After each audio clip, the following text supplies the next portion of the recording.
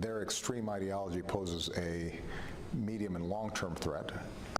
There are a lot of groups out there that probably have more advanced immediate plans directed against that we have to be on constant guard for. The thing about an organization like this is that typically when they control territory, because they're so violent, because they're so extreme, over time the local populations reject them. Yeah, good luck with the local population rejecting ISIS. Welcome to Gimme 5. That's the president. He did a bunch of interviews with just about under the sun, and that was from Face the Nation. So ISIS presents a long and medium-term threat to the United States. But apparently we're counting on the local population to throw out this group or reject this group that's so violent. And I hate when they, how many times have you heard they're so violent, even Al-Qaeda rejected them? Really? Then incinerating 2,500, 2,800 people at the World Trade Center. How much, or beheading Daniel Pearl in cold blood? I mean, so Al-Qaeda's not so violent? That's the implication. Anyway, you know, so what's the president going to do about this? Here's more. We're going to have to be vigilant generally. Right now, with ISIS is the fact that they are destabilizing a country that could spill over into some of our allies like Jordan, and that they are engaged in wars in Syria, where in that vacuum that's been created, they could amass more arms, more resources.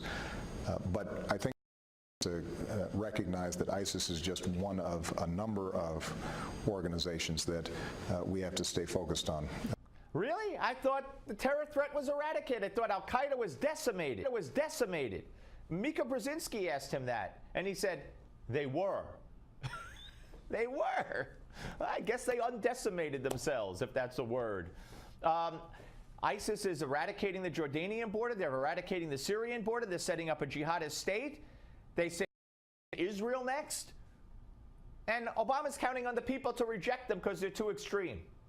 That's a nice plan. More. Al-Qaeda in Yemen is still very active, and we're staying focused on that. In North Africa, you're seeing organizations, including Boko Haram, that kidnapped all those young women. That is extreme and violent.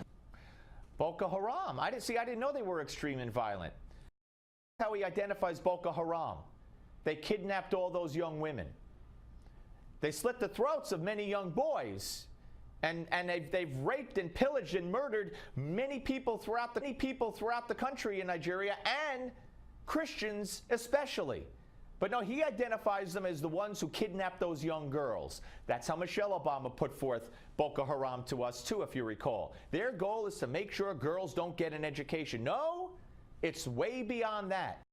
We live in fantasy land where the people are going to reject ISIS and they'll go away. Why not call Boko Haram the group that just kidnaps young girls? More.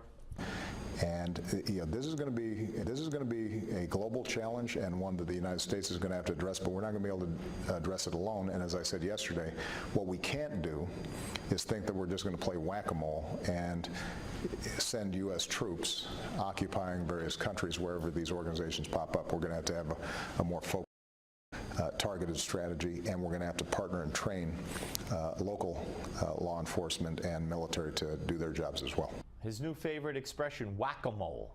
We're not going to. He said whack-a-mole the other day. He said whack-a-mole in almost every interview he did over the weekend. I mean, I get it. I guess I know what whack-a-mole is. To be honest with you, I never heard of whack-a-mole before. I don't know what whack-a-mole is.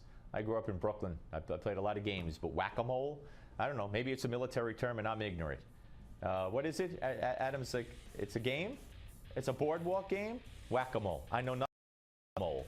But apparently that's the term du jour, term celeb for Barack Obama, explaining why we can't take care of ISIS, because we're not going to play whack-a-mole with terrorists. Okay, no, I don't want to play whack-a-mole. I think it's much better that we just wait for the people of Iraq to say, you're too violent, get out, and that'll work on the Steve Malzberg Show.